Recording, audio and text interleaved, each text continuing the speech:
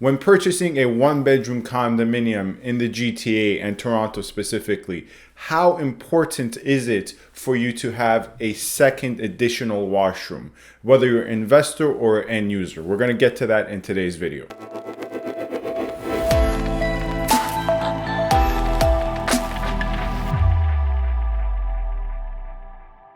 Hello everyone, this is Sam from SaberiSixRealEstate and Remax Realtron Realty Inc. You can find my contact information with regards to my Gmail, Instagram, TikTok, and of course my office address and information. If you have any further questions about the topics covered in today's video or any video in the past, feel free to get in touch with me via the contact information in the description box. Furthermore, you can sign up for my newsletter where you can get exclusive access to pre-constructions, my current listings, and some market trends and stats. Lastly, subscribe, comment, rate, and review if you wish to do so. Obviously, as always, as I say, you're not obliged to do so. Anyways, let's get to the point of today's video, which, as discussed off the top, is a second additional washroom. Whether it's a half or full, we'll get to.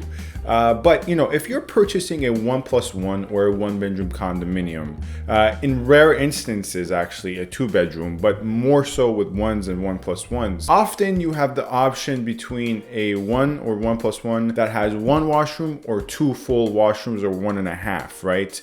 For the purposes of this video, if it's not a full bath, obviously we're going to refer to it as 1.5. And I see this in my daily business when I work with buyers, whether it's for investors or end users alike, if their criteria is within the 1 and 1+1. That divide often does come by, you know, should we go for the 2 washroom or the 1 washroom? Now let's start with the end user case here. With the end user case, this is the more simple case, right? Most end users, I will probably have to say 90% of end users, even that's probably a little conservative, 95% of end users naturally would always prefer to have a second additional washroom. You can think from a purely like living standards perspective. If you have guests over, it's ideal for them to have their own half powder room at minimum, or ideally, in the best possible case scenario, their own full washroom in case you have a guest over for a couple of nights.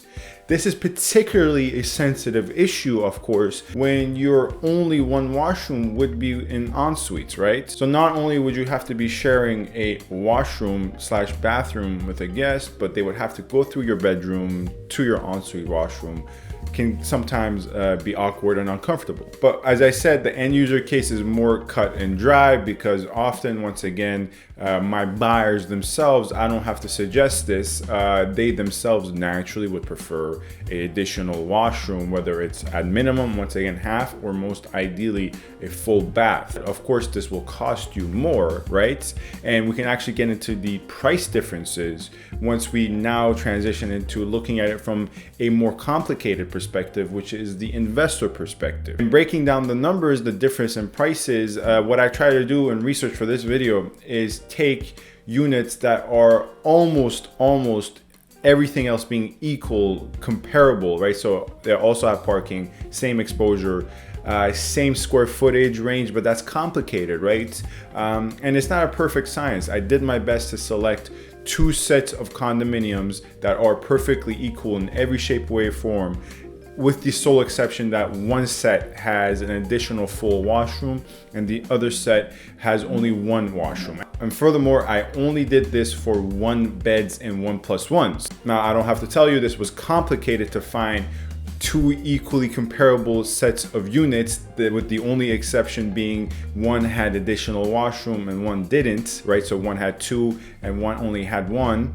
Because typically the 1 bedroom and 1+1s that have additional second bedroom will be of a higher square footage range, and that does throw off the analysis a bit. Nonetheless, we can account for that within reason. Now, that preamble out of the way, when we look at the price differences, when we select for our subject area to be downtown Toronto, right? So C1 and C8. Within the last 4 months, so from October to the date of recording of this video, which is January 22nd, we see that condominiums of the 1 and 1+1 variety that sold with only one washroom sold for an average of $724,000, whereas the condominiums, once again, to the best of my ability, that had the same exposure, you know, the same size range, you know, the same number of kitchens, obviously, the same number of parking spots and locker. Those with a second additional washroom sold for $759,000. Now pause there, right? We look at the gap, 724 to 759.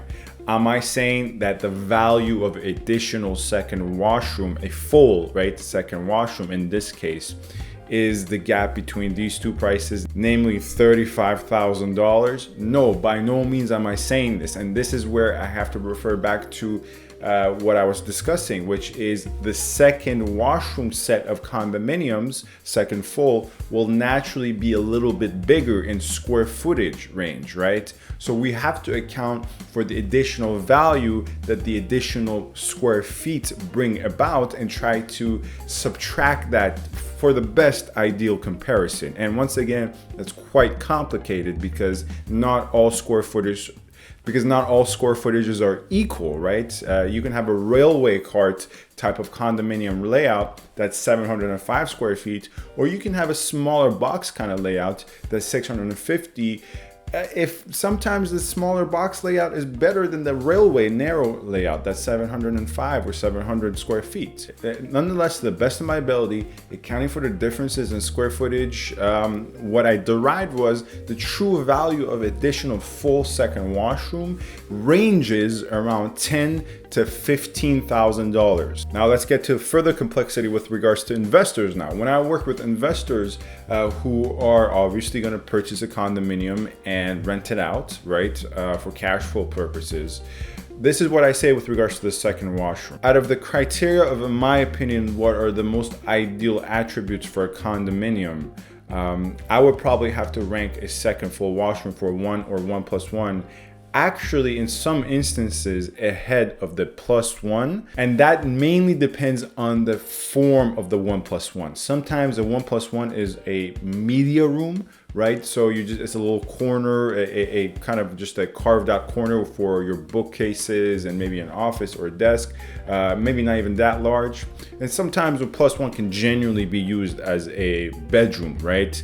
So in an instance where we're talking about more so of a media room, I would rank the additional value of a second washroom ahead of a 1+ in terms of a media room, but behind a full den, a larger den that can actually be used as either an office or a bedroom. Furthermore, I would rank it behind, in my opinion, the importance of parking. As you know, on this channel, I believe parking is land. Most times parking is owned. If you can pay the additional premium, you should to get your parking spot, because even if you don't need it or your tenant doesn't need it, you can sell it separately or rent it out for additional cash flow. So to summarize, for investors, I would probably have to suggest that if possible, we should go with a condominium. If we're looking at 1s and 1+1s, we should look at a condominium that has a second additional full washroom, but it's not an absolute necessity, but it is just strongly preferred. Of course, at the end of the day, if the entire condominium building is going bankrupt or it's an Airbnb infested building, the layout is horrible, it's exposed directly to the train tracks, if there's a lot wrong with the unit and the building and the location, then the second additional washroom is not going to make much of a difference. Neither is a parking, right? This is all within context of particular cases. This is general advice, generally speaking. Anyways, if you have any further questions, feel free to get in touch with me. My contact info in the description box. Feel free to find me and get in touch. Lastly, subscribe, comment, rate, and review if you wish to do so. You can sign up for my newsletter. That's that. Thank you very much for watching. Stay safe and stay tuned. Thank you.